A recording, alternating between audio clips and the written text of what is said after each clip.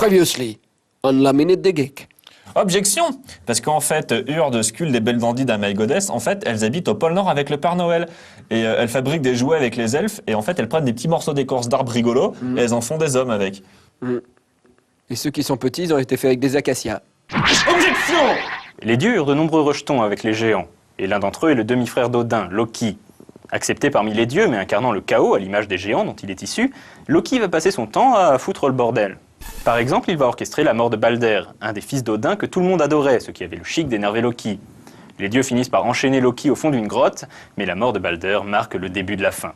Le chaos s'empare inexorablement de la Terre. Les guerres fratricides se multiplient, tandis que tout s'adonne au vice et à la luxure. Puis commence un hiver surnaturel qui dure 3 années, pendant lesquelles le soleil ne brille pas. Des tempêtes se déchaînent, des cataclysmes secouent la Terre.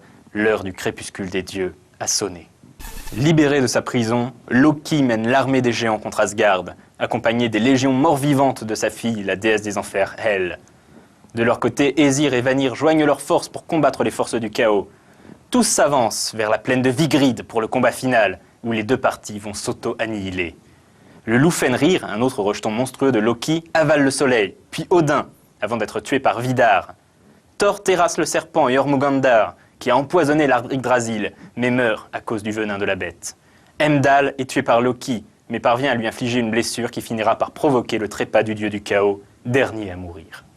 Finalement, ce sont les 9 mondes qui sont ravagés quand Yggdrasil s'effondre et que Surt, le géant du feu, vous savez, celui qui était né de la sueur, engouffre l'univers dans les flammes. Mais un nouveau monde renaît. 2 humains ont survécu, Lif et Lefthrazir, protégés des flammes par le feuillage de l'arbre de vie. Et le dieu Balder va également ressusciter afin de protéger cette nouvelle humanité.